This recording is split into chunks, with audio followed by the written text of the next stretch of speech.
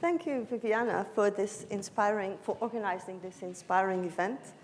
And thank you for coming, and I thank the other organizers and the amazing short clip with Rita Levi-Montalcini, which is extremely inspiring.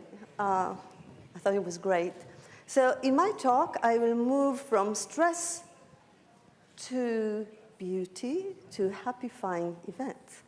What is beauty? People can typically say if they find something beautiful, but have a difficult time saying why this is the case, and what is the general common thing that is common to things that we estimate as beautiful. So the cognitive neuroscientist Semir Zeki decided that he will turn this question directly to people's brain. How does one do that? He took a series of paintings and asked people to rate them as beautiful or ugly or to a varying degree. So every person had her or his own view of whether the picture is pretty or not. For example, this specific picture was typically rated as beautiful. This picture was rated as not as beautiful. It doesn't mean that it has less artistic quality. Note that the comparison is not about artistic skills, but it is about how beautiful the picture is evaluated by the viewers. And then what?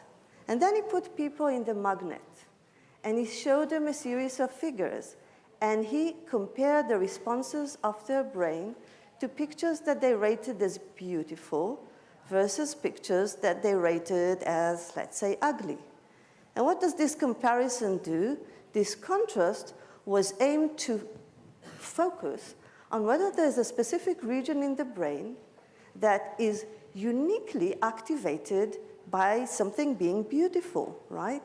Because the pictures that he showed were common in activating visual regions and other regions, but he was interested in the region that is specifically activated by the comparison. This is the same region, by the way, just taken from different perspectives. This is when we look at the brain from the middle, a medial view, and this is when we look from below. So this is called this region that is specifically activated by being rated beautiful is called the medial orbitofrontal cortex. Orbital because it's just above our orbit, our eye, a little inside. Frontal because it's a frontal region, and it's cortex. So this region is specifically activated by this comparison. Then he further asked, maybe it's also obstruct, this region, in the sense that it will also be specific to beautiful pieces of music versus pieces of music. He presented 15-second, very short clips. Some of them are rated very beautiful, others similarly artistic, etc., but not rated as beautiful. And he asked, is there a region that likes music or beauty? And what he found, if hopefully you still remember, this is a very similar region to the region that he found for pictures. Same two views, and it was really more activated the more the music piece was rated by this listener as beautiful. So he termed this region as the beauty center in the brain. This region is activated by the sense of beauty. So this is the region. This is, let's say, the beauty region. This is one perspective, medial perspective. This is below. So somewhere here, if you think I'm very beautiful, this is activated. We can take his concept and extend it. In what way? We can further ask, well, what are the other stimuli that this region responds to, right? If we change the definition of beauty as to be determined by our brain and say beauty is the things, or is defined as the things that excite this specific beauty region, then we can ask, okay, what other things excite this region? Well, it turns out that this region is excited by many things. There's something common to all of them. So, for example, the activity of this region is enhanced by looking at the happy face versus intermediate face, neutral face. So when a person is looking at us with a happy smile, this region is activated. Well, sometimes we think about happy, smiling people as more beautiful. But then it's not limited to that either. If we look at what happens to people when they participate in a game where you're expected to win some money, and then you win more than you expected. You're happy, and this region is excited. So what's going on? What's common to the things that excite this region? So if we further broaden our perspective of this region, and we ask, okay, what is this region part of? It turns out that this region, this medial orbitofrontal region, is part of a general system in the brain that is called the reward circuitry, which is composed of several interconnected regions activated when we are exposed to something we want to be repeated. So when this region is activated as part of the reward system, it excites us to seek to do something again, to seek for a repetition of what we just experienced. And typically, the reward system is explained from an evolutionary perspective. Why do we have it? What are primary rewards like water, food, sex? In a way, we think about this system as something that is evolutionary very important because it helps us repeat the kind of actions that will prolong our personal existence, but also that of next generations, because it promotes our gene, a good gene, or sort of more surviving genes. It also contains conditional rewards. These are things we're not born to appreciate, but we learn to appreciate, like money. We learn to think about it as rewarding effect, and if we get something with a positive feedback. And beautiful faces excite this region as part of this system. Does this help us define what is beautiful? So, is it innate? Remember, the reward system is excited both by innate rewards, by acquired rewards. Is beauty an innate kind of reward? And if not, if it's learned, how is it learned? So there were several views about this concept. One, for instance, I would call it a romantic view, which is, yes, there are the innate ratios, golden ratios, which are written somewhere, perhaps genetically so, that make us feel that this is something beautiful. It has the adequate ratios. However, as years go by, we to some extent become less romantic.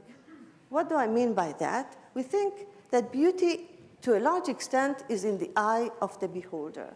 So what people 300 years ago, 200 years ago thought is beautiful is not necessarily what we think now is beautiful, and things change. What is common to all the things that throughout the ages we think of as beautiful? I would like to propose that what is common is part of the reward system is other things that are evolutionarily advantageous. So beauty is an honest signaling of evolutionary fitness. For example, I would like to give you some examples and then suggest how it can work. For example, we like smooth faces. And we say, yeah, this is very beautiful. But if we think about the evolutionary perspective, perhaps it means that these are faces that were less corrupted by parasites, for example, and this is good. This is a good evidence that the person with this face is more resilient to parasites, and that's good. That's good for mating. That's good for the genes of the next generation. So individuals are attracted to those having face traits which are associated with parasite resistance. And it's smooth, and we think about it as beautiful. One can define it as sort of a good signal for resilience from an evolutionary perspective. If we look further, more specifically at the traits that it turns out, following many studies, that we like. One of them is symmetry, okay? So these are just made up by sort of modifying by computer programs the faces, and we ask people which they like more. It's not my own experiments, and people prefer the more symmetric faces. There's a preference for symmetry. Again, it turns out to be, in a minute, the preference for, I don't know if it's beautiful, somewhere in between. I'm thinking which areas in my brain are excited by beyond my auditory cortices. But anyhow, the preference for symmetry was found to be very broad. It's found in African hunter-gatherers, meaning it's not a cultural, Western cultural preference.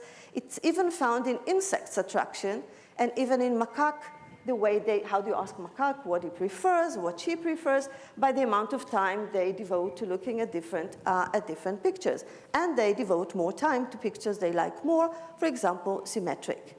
So what is the advantage of symmetrical faces? Again, it turns out that there is some evolutionary benefit to that. I will get to it in a minute. Another characteristic which I find extremely interesting is our liking for averages. Averages sounds average, sound mediocre.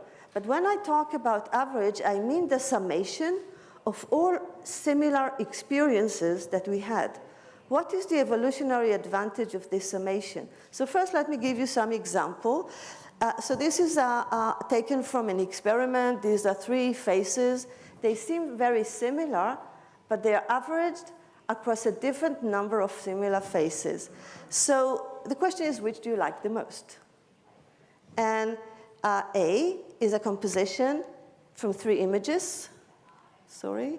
This is a composition from 3 images. This is from 9 with some aspects, and this is from 9 with other aspects, which suggests that you are expected to like most the one which is averaged over more faces, which is C. I don't know, I will not ask you. Never take a chance with demos. They tend not to work when you're in a large, but I'll give you another example. So these are faces. Again, you see the top row and the bottom row. They're taken from 2 women, 2 men, different colors.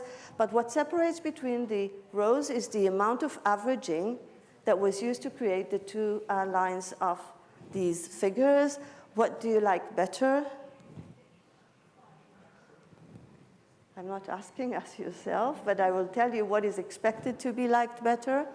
So these are average over 5 faces, and the bottom row is average over 20 faces. So expected to slightly like they're all complementary. So this slightly more than that, slightly more than that, slightly more than that, slightly more than that, because they're averaged over more faces. I see by your faces that I can take the chances of asking if it works. Thank you. So does preference for averaging have an evolutionary advantage? I would like to say yes. It has 2 types of advantages. Why? First, because, sorry. First, I didn't mean to do that. This gives you the next one. First, because it means that we like better things, features, composition of features that we have been exposed to more than others. So what? Well, think. What are the things we are more likely to be exposed to? Things that have an evolutionary advantage. Hence, the more of them, the more abundant, and therefore, we are more likely to be exposed to them. So the concept, in a way, the evolutionary concept of our liking, the average, which is the summation of features that we have been exposed to, means that you like more the aspects that are more likely to be beneficial evolutionarily, and hence they're more abundant. Where are they more abundant? At your own vicinity, which is the second advantage. You don't need to have innate preferences. All you need to have is preferences for the average, for the summation of things we've been most exposed to. Because the kind of things that are beneficial to us probably change across different regions, across the ages. But what is common is that the most abundant features are those that are more resilient to all sorts of challenges within your own vicinity. So this is an internal mechanism of statistical learning that automatically allows us to adapt to changing constraints of the environment, and hence like those that are most resilient, most advantageous throughout the ages and throughout the regions. So to summarize, by learning the statistics of our external world and preferring familiar structures, we prefer both familiar specific faces, but more importantly, the sum of features that have been most resilient and hence we've been most exposed to. So this is an evolutionarily beneficial strategy. The more resilient stimuli and features are those we see most. These are the genetically surviving specimens in a way.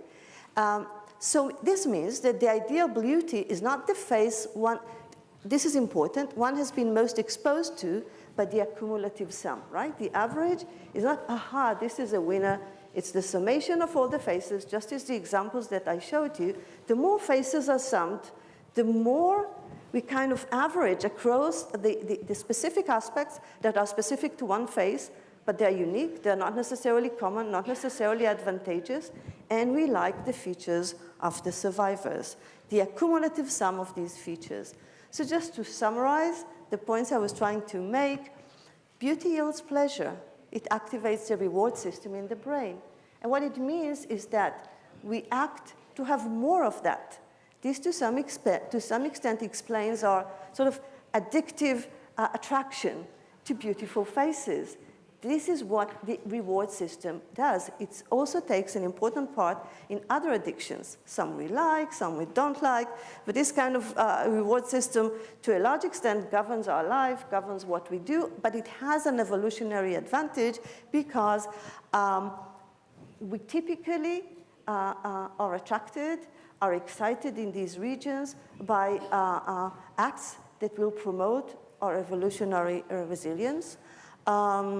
So just the last point, what rewards us are stimuli that we are familiar with, following massive exposures. So this means that beauty is culture dependent in an evolutionarily beneficial way because it is a good thing, go and enjoy, but then try not to be over-addicted, which is kind of talking about the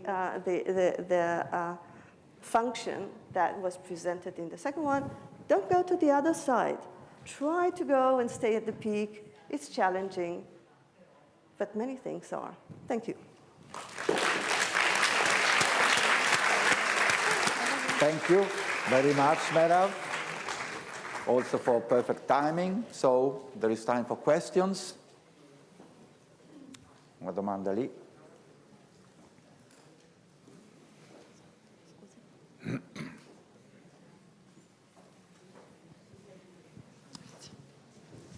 Good morning.